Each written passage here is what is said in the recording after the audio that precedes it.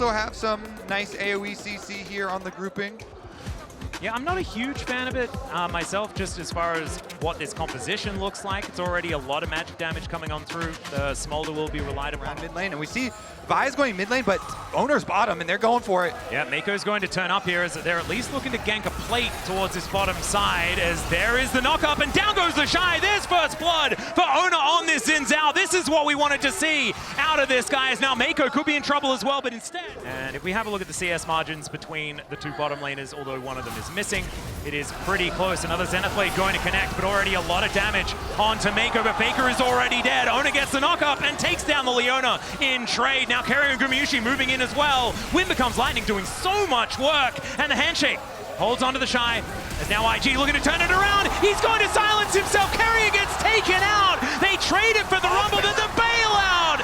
It secures Owner his life, and he gets himself out of there. Gumayusi now trying to deal with Rookie, whose way is getting a bunch of work done. The flash forward from Guma, he's crazy.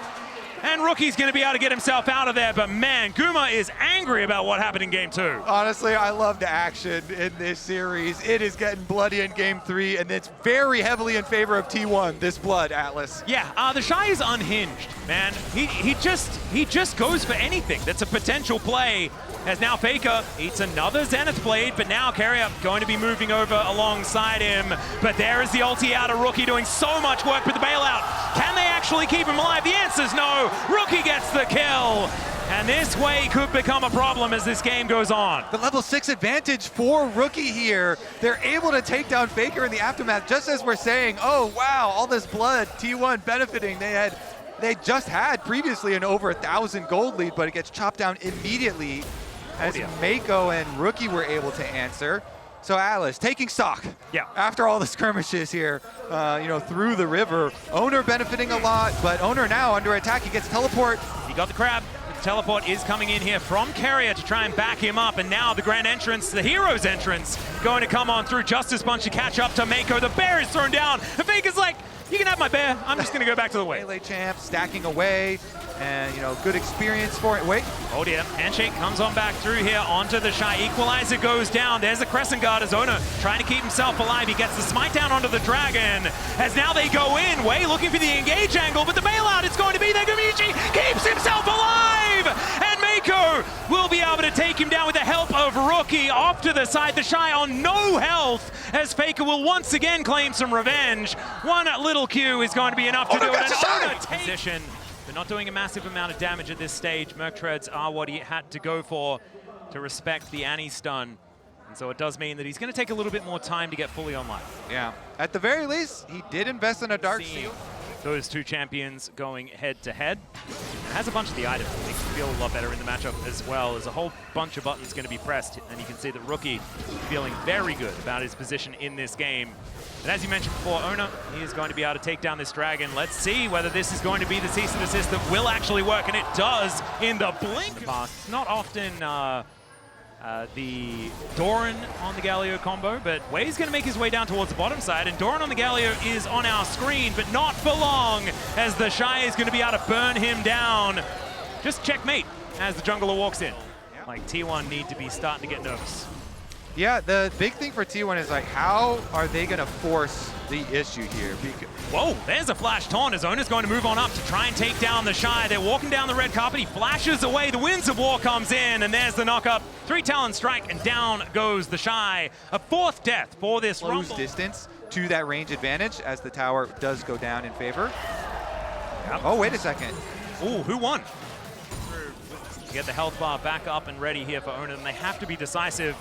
And they are going to be so, as the ulti comes on down there from Owner. Mako taking a lot of damage as Mom will be the follow-up, just to zone them away from the area. This is soul point for T1, but they've already invested quite a lot into this play, as Faker, without that flash, like you said earlier, is going to turn up. And it's going to be an honest 5v5. The equalizer is there for the Shy. We'll see whether he can layer it in well.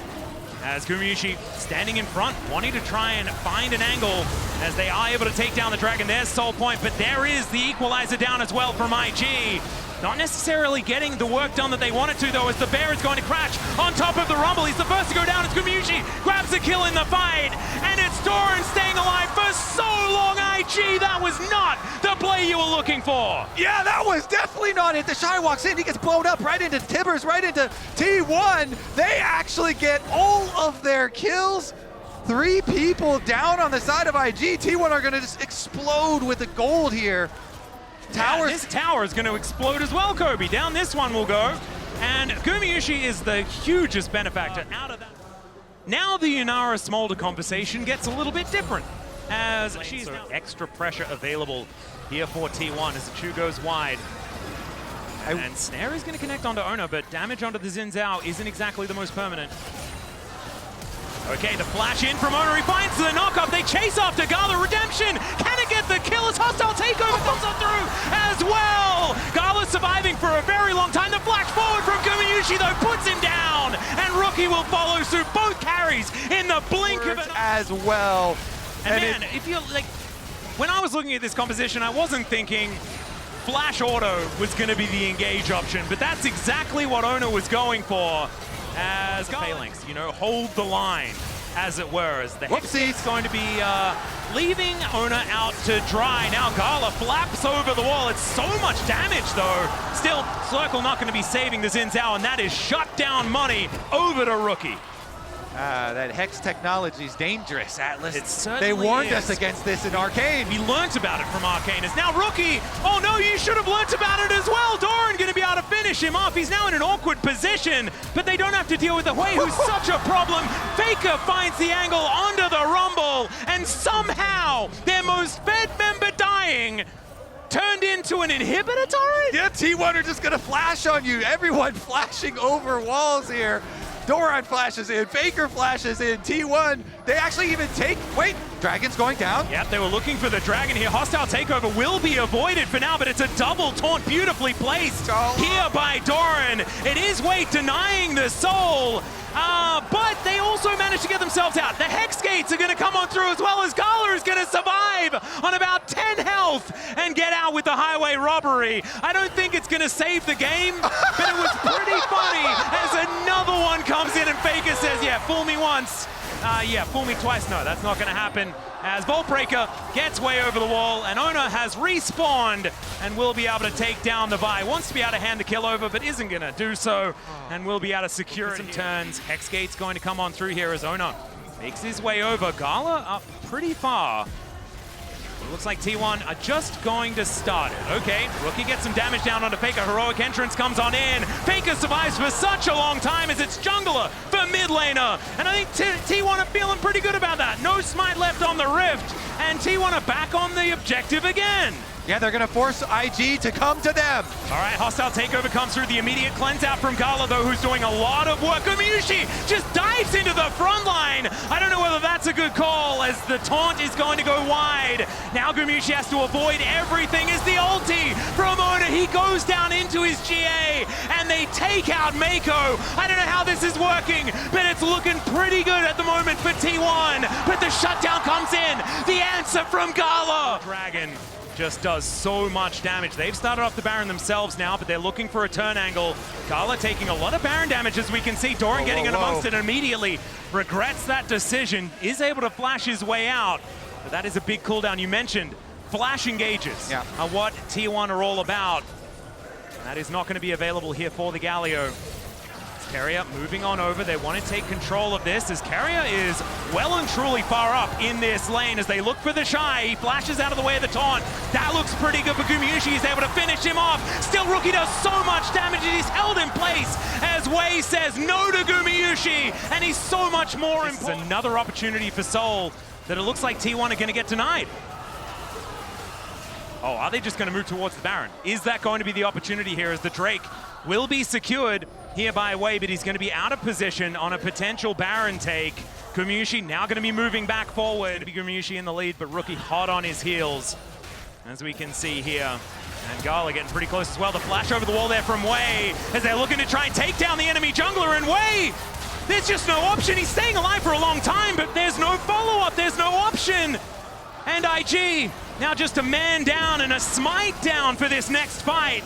Ona looking a little bit lower, but he has that GA back off cooldown once again. And they're on the Baron once more. Doran Is he going to get turned on? As Gala does a lot of damage, as you can see there. The Slurkle slows him down. And now Faker looking to chase them out of this river. Hostile takeover just to buy the space, and the purple worm will be the reward. T1 is just going to get sniped here off to the side, and buying so much time is IG. As T1, they still have the Baron, but you wouldn't know it from what we're seeing in this game. As the teleport to bring the Galio back, that might be the opportunity. This could be a 50-50 as Ona in position, but he wants to start the fight instead. They take down the Drake. That's going to be the soul for T1, and Maker limping out as cease and desist is going to do nothing at all. Faker just throws the fire away, and Rookie goes down on the back end, and T1 just steamroll them. Guma got the soul, and T1 are gonna get the game. The Shy's running, but there's nowhere for him to flee. T1 will walk inside the base. Yep, they're just gonna push this minion wave forward, and it looks like match point for T1. Our 4th seed from the LCK will crash down these Nexus turrets and see whether they can, in fact, make it to the Swiss stage and hold on to hope for 3 in a row. We'll take another Nexus going down, though, and IG, they do tend to like it on the